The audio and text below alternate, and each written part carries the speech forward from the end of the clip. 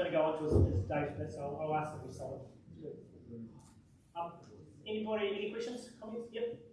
What are some examples that you've seen of modern day new engine rooms of innovation and creativity? Yeah, sure. And we'll come on to that in a minute too. Like in our diocese, we have a thing called Blueprint. So we adopted in a neo-Pentecostal church of young adults. So they were looking for a home. And we understand this principle, adopt them into the whānau. And they are an engine room for innovation, creativity, and stewards. So they probably have more ministries than most things in Wellington. And they took our, like they just automatically do things. So they take our old Anglican tradition, like our morning prayers and daily prayers, and they sing it. And then they took our Eucharist and they put it to music and they sing it. And they can't help themselves, they're just taking the old and renewing it for the sake of it, which benefits us all. And then we're also sort of, and it's really interesting. I've been tracking the Blueprint for over 10 years really. So if you go back probably 10, 15 years ago, there's not many of them. It's just a small neo-Pentecostal church. Now what I'm going to say feels obvious now, but back 15 years ago it wasn't so obvious. So if you talk to people Blueprint sort of 10, 15 years ago, and you say, so why do you come to this church? Like it's kind of Pentecostal, but it's Pentecostal in a different way. And they say, why do you come to this church? And the young adults, they go, and what they would go to another, one language or different languages, what's really important to us is authenticity. Now, we kind of know that now, but you could have got that 10, 15 years ago. That actually what's really important in our churches is no bullshit, authenticity. The culture is over Christians who are not authentic, and our church is not being authentic. And these guys kind of realise that deep cultural angst in a world full of superficial, two-dimensional funniness. We're crying out for authenticity. And these guys are role models that authenticity in what's best for us. And so you could have got that from there. You could have said, well, this works. There's something here that works. What is working here? What are they tapping into? What cultural angst are they relating to? So let's take a little bit of that and work out how to make our churches more authentic. I saw a hand somewhere. Yeah? Just a comment and a question. One of the biggest part, a big part of my life is the rock climbing community, and it attracts a certain kind of person. And when we go for beers on, say, whatever, I find our conversations when we talk about church, and a lot of them don't even know I'm a minister, and I prefer it that way. The point of reference is the church of 30, 40 years ago. I just wonder, and I find it strange that ministers drink wine and beer and go to pubs after 9 p.m. And I just wonder, is it that we have kind of taken ourselves out of that scene, or have they taken themselves out of the church's scene? I'm not quite sure if I can quite get the question. So where is the discontent in terms of the people's understanding of what church is like today inside the institution? Is it because we have stopped or have never gone to those places? I think it's primarily it's because society and culture has moved on and we're just irrelevant now. So I think most people don't even care about us. So I just think it's not that. I think they've moved and we haven't. And it used to be thought of, and this is bad language, but society was a valley, the church was at the bottom, you keep the doors open, everybody rolled down to you. So you didn't have to do much, just keep the doors open, try to be a little bit nice to people and try not to be too clumsy, and you'll get some people in your church. Nowadays, the church is on the side of the hill, people roll in and roll up and roll down the valley, come through. So I think definitely it has moved and it has changed, and we assumed what they call a Christendom model, that the society was in partnership with the church and it worked for us. That is not the case in any sense. And we need to, and now we're an oddity, or now we're embarrassed actually. The media, we've got Hillsong, we've got Arise, we've got Gloria Vale. It's just not a good look. And I'm not blaming them in that case, the Anglicans, we've got Anglicans and Catholics and Salvation Army, we've got the Royal Commission. It's not a good look. But it's good that we're trying to own our past and heal our past. So, want to just hit on, I made a little note so I didn't forget this. I also said we're out of alignment with God. And again, this is my language, it's technical language. I think as a church, primarily we're compromised, insipid and flaggy. So we are compromised, insipid and flaggy. They're technical words. But I think primarily that's what we've got to the church. And I think we kind of know it. I once went to a church in Auckland. They did allow me to speak once in a church in Auckland. I spoke to a church, and I talked to a pastor afterwards. I really felt for this person.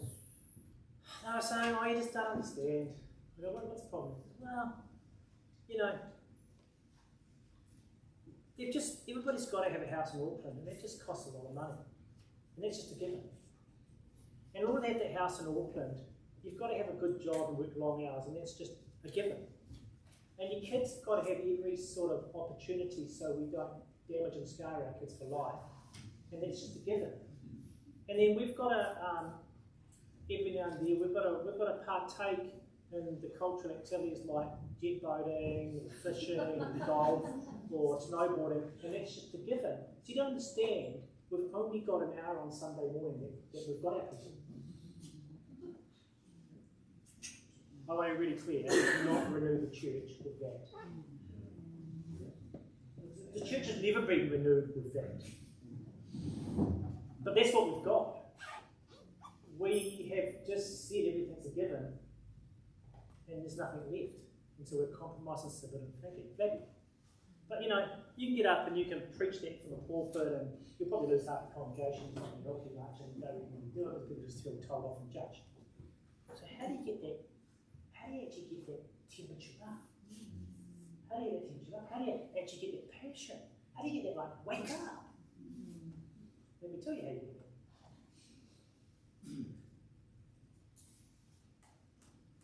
What happens is this.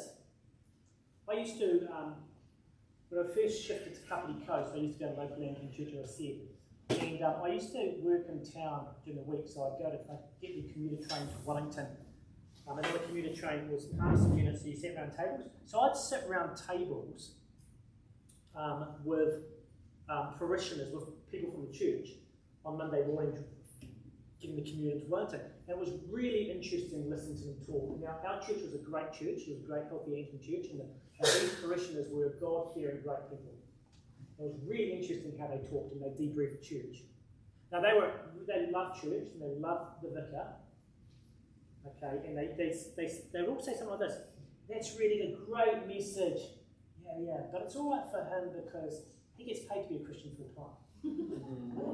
So, you know, we don't have to live that high benchmark. You know, we just have to live a lower benchmark because I've got a 9-to-5 job, and so I don't have to live that benchmark. I have to have a lower benchmark. And it's not being mean to the leader, but we live in the real world. It was really interesting. Now, hands up here if you literally are the pastor or equivalent of the church. You are the lead pastor. Hand up. Okay. So here's the thing. The nature of your position sociologically makes it harder for you to disciple your people. Because when you put a collar or the equivalent on that person that says, "I don't have to do what you do now," then we've made you special. You're now paid to be the Christian for us. And I'm off the hook. Not that?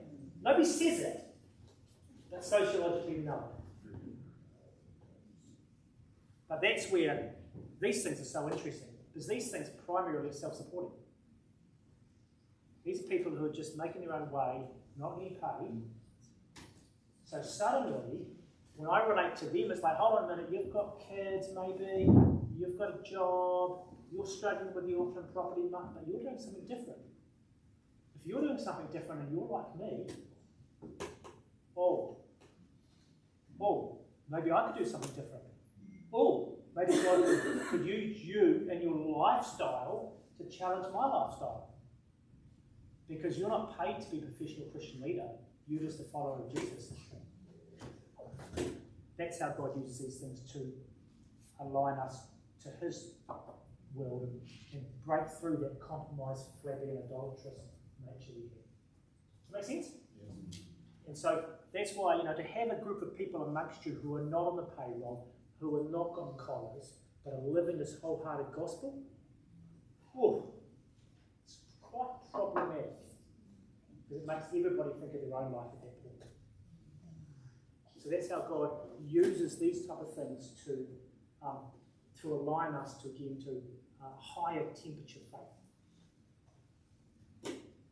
And so again, if I was a church leader, one of the things you've got to do, and it goes back to the earlier conversation, one of the things you have to do as a church leader is you have to develop a team of non-paid lay people. Because if they have white-hot faith, other people will pick up white-hot faith. Because they're unpaid and they're not church leaders. So it makes it easier for people to be contagious of them. Any more questions before I move on to the next bit? How have I got, Nigel? Okay. I'm happy to take a couple more questions before I chuck on you one more model. Yep. Have you got a name for the category of groups on the right for my notes? I call this CentreEdge Tension, but you can call it whatever you like. Whatever language you use is problematic, but I call them edge primarily. And I call that CentreEdge Tension. And again, you can hear in this talk that this is unloved. No, this is the majority of the church. And this will always be the majority of the church. But I'm putting focus here so we understand this dynamic because it's been forgotten. Does that make sense? Because the whole thing is the church. And again, what we've done, this is really bad. When the Protestants called this parachurch, big mistake. The whole thing's the church. Yep. Back of the room, sorry, and then red. Yep. So in the past we've had alpha and cap courses, Christian people's poverty courses, bringing people in from the outside. So the thing we've found is to keep is hard. So what do you think would be the key to bring these people into the church once they get like that? Yeah, I mean, one of the other things that I think, it's not going to really answer your question, one of the other things I think which is so critically important nowadays is people want belonging in community. And when you gather as 200 people or 100 people, in our case 25 as Anglicans, you're giving them a service, you're not giving them community. So people want to belong.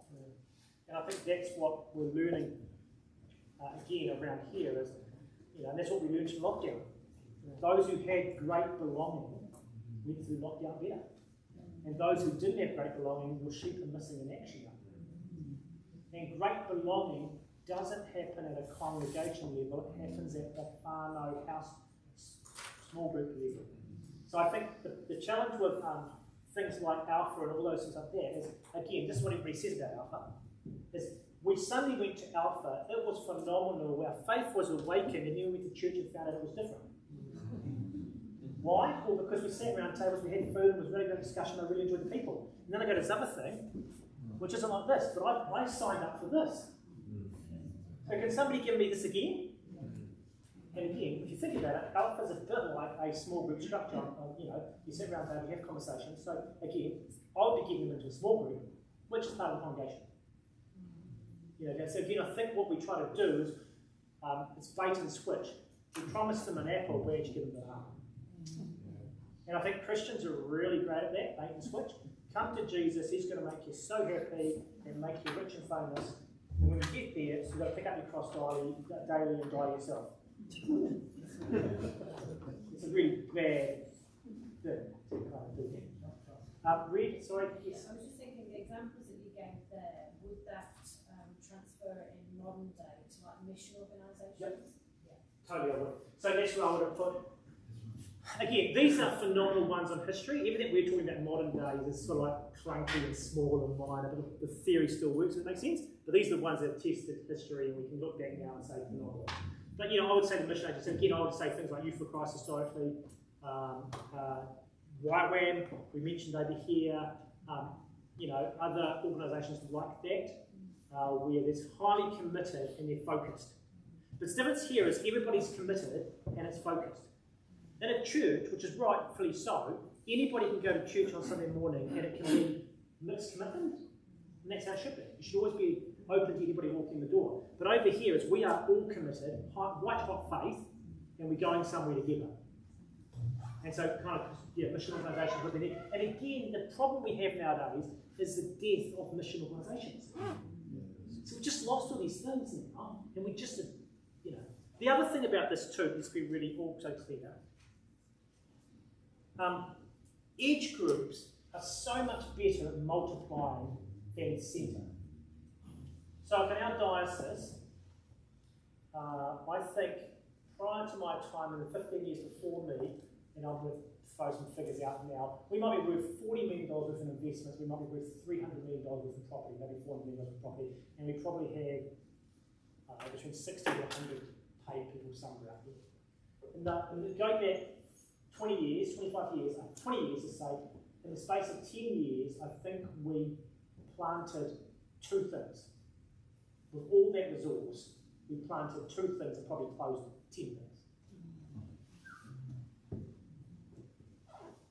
Edge groups, in the last 10 years in our diocese, we've replanted Nainai, we've replanted Featherstone, we literally have church planted St Peter's Gornville, we've now church planted St Luke's, Newtown we're partly responsible for, we've replanted Lyell Bay, and we're now replanting Brooklyn. That's just top of my head. And that's only 100 or some people. You know? But they're so better at seeing new things come. So if you want to see the kingdom come in places that you don't yet know, this is not a great entity. You need to gather the highly committed into one container and let them go for it. And that's how you get multiplication. Okay, not again, there's another problem because then it's loosey-goosey and dangerous and falls apart. We can come to that later. But the point being is so much multiplication is so much easier on the edge than in the centre. The centre is great for stability and depth and holism, very poor entity to replant things. You have to be really proactive to do it. I'm not saying it shouldn't happen. We've got one parish at the moment in our diocese which has said that they will replant the congregation, the church next door. Fantastic. Took first one in 10 years, but I'm so excited about it. And that's so great. But again, it's very unusual, and we should see more of it. Question over here? Go on. Not that anyone else knows, but this side of it, is that where those spiral tanks fit? Yeah. In our diocese, we created a new wineskin container that holds this type of stuff together. And we created, so all new wineskins sort of live in the same container so they don't kill each other. Well, don't kill each other too much. But you do want a natural tension, because in the tension is the transformation. So you want them close enough where you say, hey, hold on a minute, you're living a kingdom dream, you're replanting something one at a time. You want them close enough for that. But you don't want them too close, otherwise it just gets pretty brutal. Okay. Other comments, questions? Yeah, Nigel? If you're an edge person, you're generally on the edge because you prefer to be. What's the anxiety, what's the difficulty of the centre working with the edge? What's the anxiety of the centre working with the edge? There's a certain personality type on the edge, the kind of personality type. So and it's good for each other to know each other's leaders. You kind of want to know what each other is like. So edge people are a reaction normally to centre people. You know, if in your 20s, you know, I often say 20-year-olds or old people, I say, if a 20-year-old is in our church and is not saying, I can do better, we don't want that 20-year-old. So the 20-year-old is not sitting in the Anglican church going, man, this is going to improve. There's something wrong with that 20-year-old. Because it's serious. If they can't see all our compromise, flabbiness and idolatry, there's something seriously wrong with it. And so, you know, I want 20-year-olds or 25-year-olds to be saying, I can do this, we can do this. That's great. And by the time they're 35, we're still throwing stones. We know they have matured well. You know what I mean? It's kind of like your kids leaving home. They're going to individuate, and so let's just have thick skins and help them individuate well. But if they're still doing that at 35 and 40 and throwing grenades, well, they just haven't matured in Christ. And you want that, there's a sort of sense of we can do better energy, which you want to allow and recognise in people. Also, you need to recognise that here, we're talking about this table, here has so much historical inherited wisdom. And here, draw from that. If there's a good line across, you can just draw from it. Oh, we need to know how to do daily prayers. Pull across. We need to know how to do conflict. Pull it across. We need to know, you know, whatever. You can just pull from the historical wisdom if you have things. So this side here can get the sustainability. This side, very good on sustainability. This side, not. But this side, stealing from this side to sustainability, is really good stuff. So there's a whole lot of mutual stuff that goes both directions, but we need to have that fun. Centre leaders, don't be insecure. Just don't be insecure and don't be control freaks. You know, and speak well of what you do not understand. And recognise that it will be messy as anything. And I'll go on and talk about that a bit more after I've got the sense model in there. But I think it's critical that we sort of develop that kind of environment as we all try and learn it together. Any other comments before I move on to another model? Can I just clarify something? Because probably there's a church perception that the arisers and others are actually edge. Right, no, They're actually innovating. Would you like to make any comment about that? I don't think the mega churches are innovating. They might have been innovating 50 years ago, but they were a model for a point in time and a monolithic, and I don't mean monolithic badly, but a monolithic point in time of stability which made sense of the American growth empire. Well, that sounds bad, it's not bad, it's just for us. And so it made sense of that, and it made sense of the community church where, Anglican church was birthed in a time where our parish model was you basically walked to your church or you hopped on your horse and went to your church. With the advent of the motor car and motorways, you can go anywhere you like to church now. And so, in fact, it gathered mega churches just sociologically where we landed at this point in history. But now I think it's incredible. It also has its own fragility. But I do not think that the mega churches, in any sense, an edge thing. I think in many senses it's just a natural, or maybe when it first started out, but now it's just a natural part of dominant cultural Christian expression. I don't think it's any more high committed. I don't think people come to faith anymore than would having a local church. So the research would say that. The research would say that people who come to faith in the mega churches are the same as come to faith in the local Salvation Army churches, normally of the same percentage. What it primarily is transfer growth.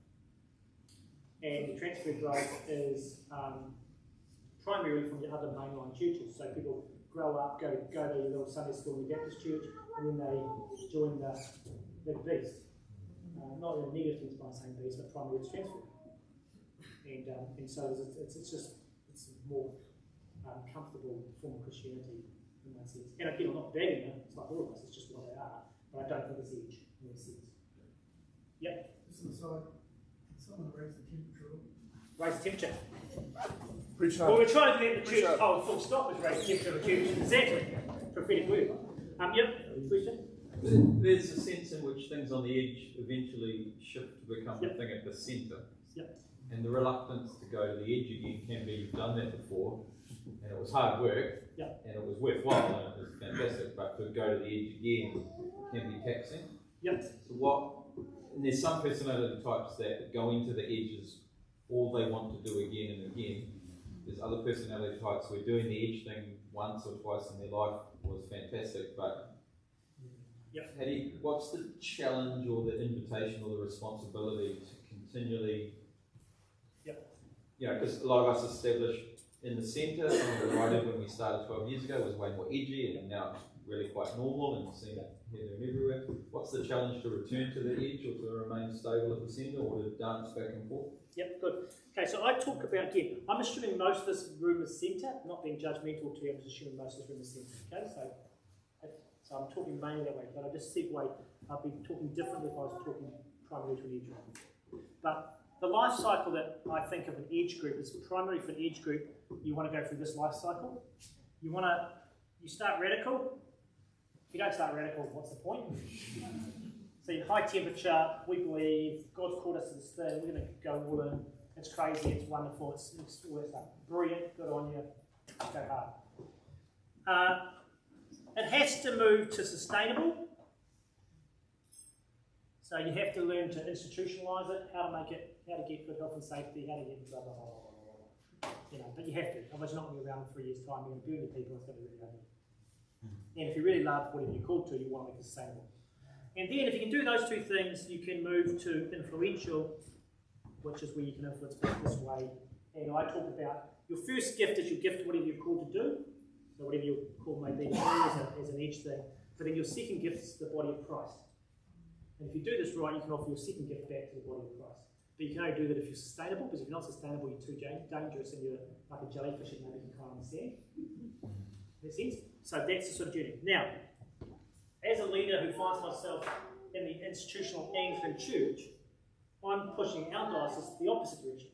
So it's funny, having led Edge things for many, many years, I'm always leading Edge things to more order and structure, but I'm leading the Anglican Church to more chaos. Because that's what I need. They need more chaos, they need more looseness, they need more organic, so I'm pushing it this way. But at the same time, as I've been part of this group called Urban Vision for 25 years, I've been monitored, so I'm pushing Urban Vision constantly to sustain well, to get those structures in place, to be able to do this so they can be influential. So yes, leaders need to know what they're called to do at what time. And I think, again, what we haven't recognised is so many leaders who lead here now were trained in here. So again, I made a comment about Youth for Christ or Christian Union, but you think of the Pope, who I think gets a lot of good press, the Pope, but the Pope was a Jesuit. He wasn't a parish priest. He came from the Jesuit tradition, which is this tradition here. And now he's pulled back into the leadership of the church, and in some senses brings quite an interesting lens to his leadership. But you can go through church history and sort of see leaders from here being pulled back to lead here, and that's a great thing. I personally think, though, that again, because my passion is we need more of this, we want to encourage leaders to constantly, if they can be Edge leaders, we want to encourage them to kind of be doing it always. In my case, again, I felt like God called me to shift from Wellington to Wanganui 4.5 years ago, and so we shifted up there, which is love Wanganui, but it is really interesting to have to drive 2.5 hours to Wellington and 2.5 hours back every week, and it's painful. However, I felt like partly the call to Wanganui was a call to keep a different perspective. Secondly, as when we got to Wanganui, we realised part of the reason I'm going there is the Anglican Church in Wanganui had fallen into really hard times and had diminished significantly. And so we took teams there, and one team sort of rebuilt this, and one team we planted churches. So we went to our second church plant, and sort of I'm behind the young ones, but for me it's really important. Actually, I've got to understand how to plant a church, because we've got to know how to do that. So I'm going to put myself in a place where I'm willing to plant a church and helping our young guys plant churches, and so we're on our second church plant now, and it's great. Really enjoying that. But for me, it's about keeping that lens. So for me, it's about keeping this lens a priority for our church, and the way I do it is making sure I'm part of it as well. That's me personally, my background. So I live in this really interesting position in both directions.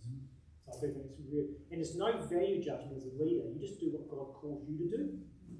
I love, that John passage where he started with, the one about the boats. And then it goes on, and Jesus reclaims Peter by saying, "Do you love me? Feed my sheep, do you love me?" 3 times. Then he says, which is also very powerful, when you were young, you went where you wanted to go, and when you're old, you believe when you're not going to go. Really powerful passage. But then there's a real great one. Then Peter, feeling under the acid, then says to Jesus, "What about John?" Are you going to say that about him too? And Jesus says, "His call's his call." And I think so often we kind of want to compare our calls with everybody else. John's call is John's call. You just do your call. This isn't so great that Peter will do that. I can so get that. But I think all is good in God's kingdom. The question is just make sure you're doing what God asks you to do. Okay. Any more questions before I roll on to another model I want to put out? Yeah, I've got 10 minutes. Oh, 10 minutes. Okay, exciting. Okay, here we go, fast. Okay, here's another model that I think is another way more pragmatically of what happens nowadays. And I want to be careful about what I experience and have seen again, and you might find yourself don't get depressed. Okay, every church and every denomination or whatever you are, primarily is some sort of hierarchy. Okay, so this church here, Nigel's at the top, and the other people around it, and yes, we know that leadership, but come on, it's still hierarchy. So, and we know Kiwis don't really like that, but whatever, Salvation Army, you have your chief commissioner, whatever, blah, blah, blah. Okay, so primarily everything's kind of like that. Yes. I don't think that's wrong, I think this is what it is. So, what happens is young Maya comes to church in comes to you guys and comes to faith as a 22-year-old. A bit later, but she's passionate. And she comes to faith God calls her, and she calls her amongst you fellas, and she's got a real fire in her belly. Okay? And so, and you notice that fire could be about, I don't know, that could be around climate change. That fire could be around, we want to see people come to know the good news of Jesus. That fire could be around gifts of the Holy Spirit, and we see some more people raised from the dead. That fire could be around the decolonisation of the village. That fire could be around solo parenting. Whatever. She's got a passion and a fire that burns in her belly. And so she starts coming to your church. And she's a little bit uncomfortable because she's constantly obsessed with whatever God's placed in her heart. So what we do is we say, well, hey, Maya, what we want you to do is, hey, can you help with the youth group? Because we need some people to help the youth group. And that way, just be good because you get to meet some more people. But again, remember, youth group people come from all sorts of different backgrounds, and some of their parents are a bit conservative. So just be a little bit careful about some of your radical ideas. So Maya helps them. Maya does a great job in the youth group, but she's got natural leadership ability and so they actually let her lead the youth group. Now, Maya, this is great that you're leading the youth group. We so appreciate it. And we know you're really passionate about, whatever you're passionate about, raising the dead or talking about Jesus or politics or whatever. We know you're really passionate about that. But Maya, we are a diverse church that represents our community, and you're going to have to minister to all these families, and your time will come, but just at the moment we need to keep the main thing the main thing. Thanks, Maya. Appreciate it. And then, Maya, you are amazing, and you do such a good job. So, can you get you to preach a sermon? We get you to preach a sermon, but when you preach, we know you're really passionate about this, and that's really great. But you just need to win the confidence of the people first. So just do a platform sermon to initially to build the confidence of the people, okay? Because we've got to keep them on board here. So just do that platform sermon.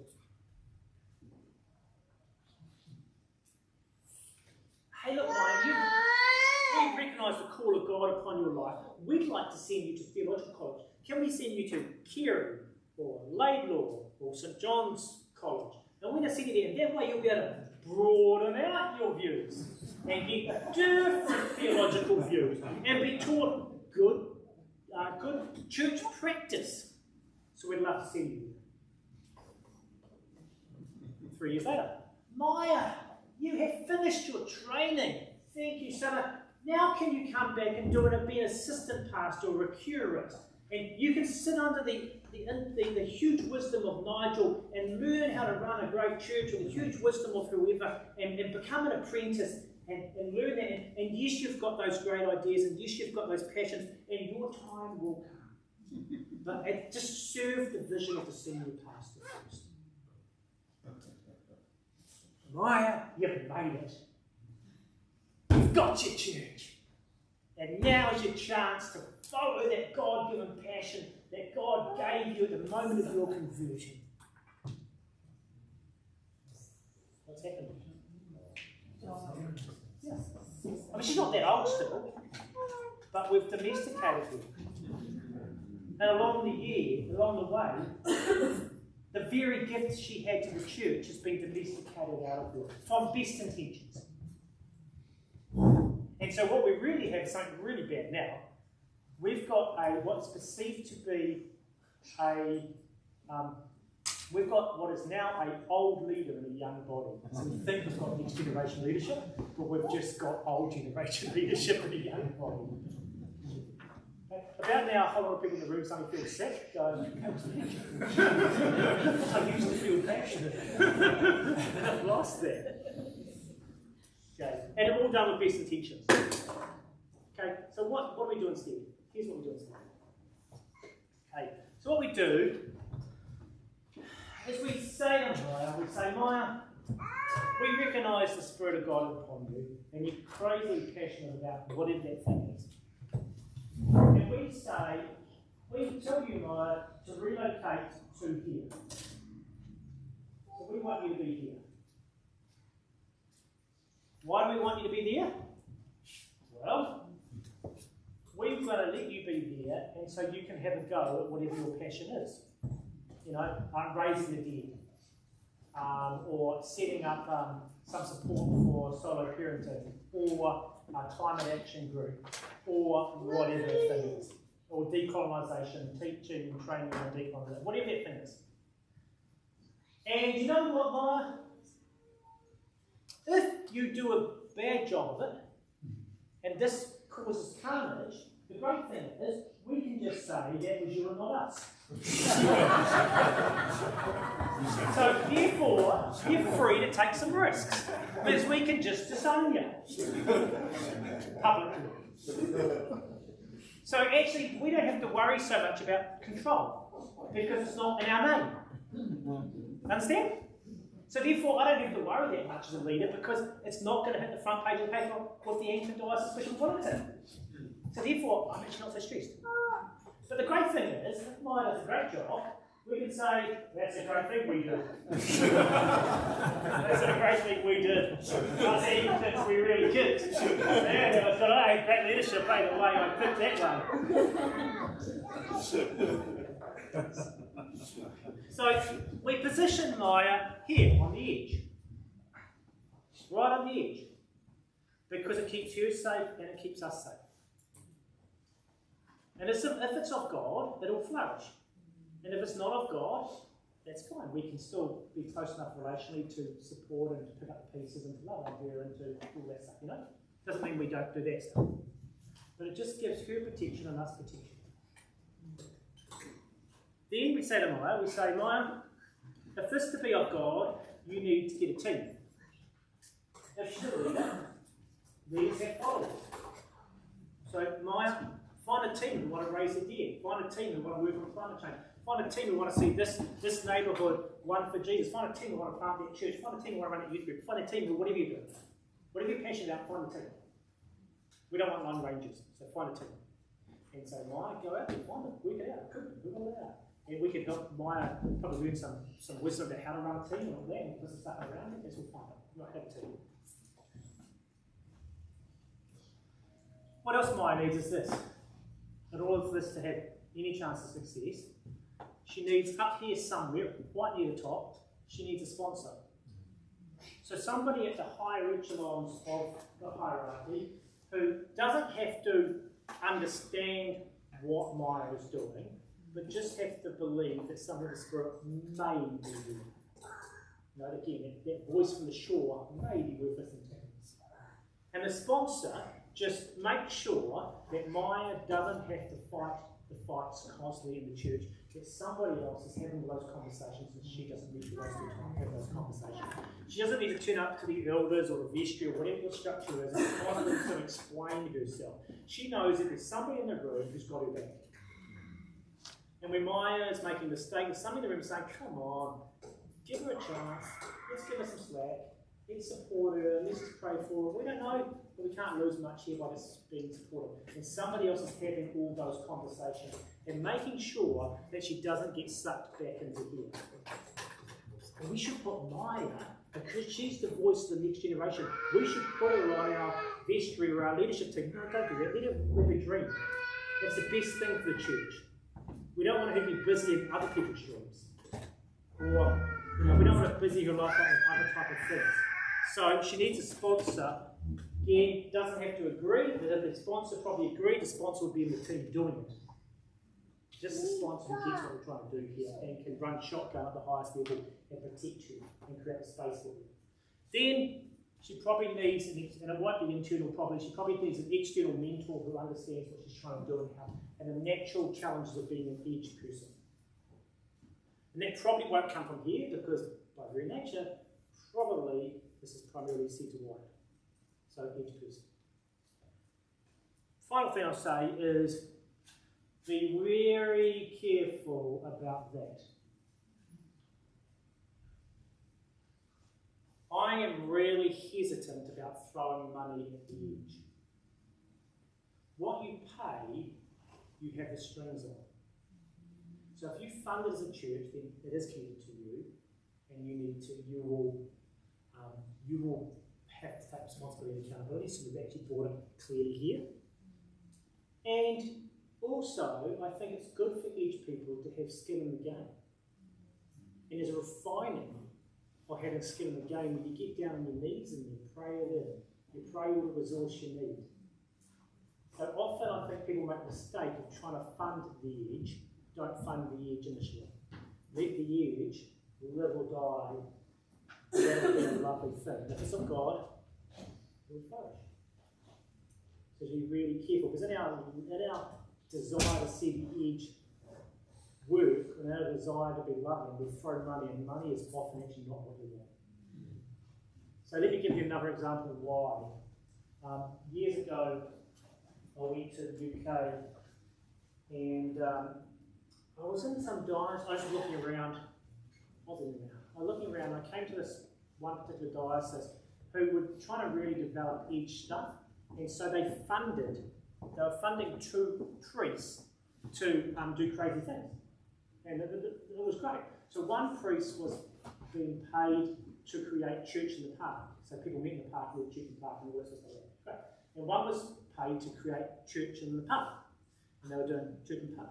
Now both worthwhile initiatives that the Spirit is calling you to cast your net on that side of the boat. Both completely worthwhile initiatives. But now you think ahead, what happened in 2 years? Funding ran out. You got the priest who went to the pub. Both of them had something happening. Both of them had some sort of thing, which is probably like 30 people in both cases. But then the funding ran out. So when the funding ran out, both priests said, great, great experiment, I'm now going to go get a job somewhere else and become a priest somewhere else. Because the setup wasn't sustainable. They should never have paid them. Because it was 2 years' time, there was actually going to be hardly any chance that this congregation meeting at a pub, or that congregation in the pub, was going to be able to fund a full-time job. It was never going to work. So they should have instead created a model which didn't have the money involved, and therefore it could have gone for 20 years. You understand? But it was best intention, because they thought, we need to get some more edge stuff, we need to get some more innovation, so let's fund it. But actually in 2 years' time, very few things in 2 years' time become financially sustainable. And if you build it with dependency, it's very seldom you actually get the money in the door, because you know you've always been paid. Okay, be really careful with that. Final thing that happens in this is everything here, normally when it's out of alignment with society and culture, there's a moment where it becomes, it starts to ask significant questions, and it starts to realise it's not working. We've tried really hard, we're gifted, we've got all resources, and we've tried really hard, and it's still not fruitful. And they have a crisis, an internal crisis. And they think, man, what are we going to do differently? We've tried everything and nothing works for us. What are we going to do differently? And at that point, they look around amongst themselves, and they look for an answer, and they find that voice from the shore calling. And then they go, wow, hold on, there's this one thing that's working. And it's a bit different, but what can we learn off that? And then we take some of this, not all of it, they won't all become that, and they populate it through. And they go, oh, that's something really interesting. These guys really understand community or discipleship or authenticity or whatever, or evangelism, and it just renews the church and for another generation. Because it was at a point of crisis, and at that point of crisis it no longer knew it had all the answers, and it was willing to listen to that voice from the shore. That voice that was close enough for it to listen to. And that's how renewal takes place. But we have to create opportunities for the minds of the world to have a go, to be fruitful, to be sustainable, and then ultimately to be influential. And that, and you may not have any of those in your church, that's fine, but just look out for them in time and think, where is that?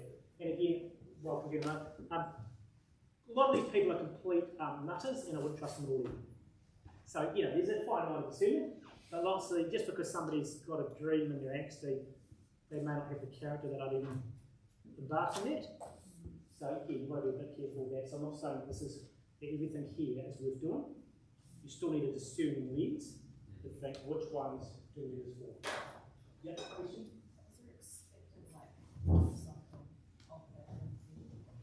Yeah, I think it is. Again, this is the radical, sustainable, influential one. Yeah. So you know, I think you want to, for the first 2 years, I would not put any publicity on this. So I think as Christians, we're so desperate for new models that we put too much weight on them too quickly. So I think it's really great to let things sit under the radar for at least 2 years. And then I would say, oh, what's there and what else is around it. And in 2 years' time, you know, again, what else they need to be sustainable, how can we help them mature, all that. So, you know, this could take 5 years, this could take 10 years, all good, all wonderful. But I think we often, you know, don't be too quick. This is not a quick fix, this is a long-term journey of sort of offering alternative. Yeah. You talked about personality types. Yeah. Some people are edge. Yep. Some people just aren't. Yeah. Can it be taught, do you think? Yeah, partly. I mean, lots of people who she will draw will not necessarily be edge people. They feel that they just want to respond. But there is a certain sense where not often there is a sort of key instigator. It does seem to me primarily has a sort of specific gift wiring, which I think is just, you know, body of Christ, they're all gifts and they're all great things. It's just at this point in history, Scripture fits most people. And I think we create an environment where we want those people to flourish. And I think we haven't created an environment, primarily created an environment where they leave home and go on quite other churches or other places to use those sort of more entrepreneurial apostolic gifts. Time? Brilliant.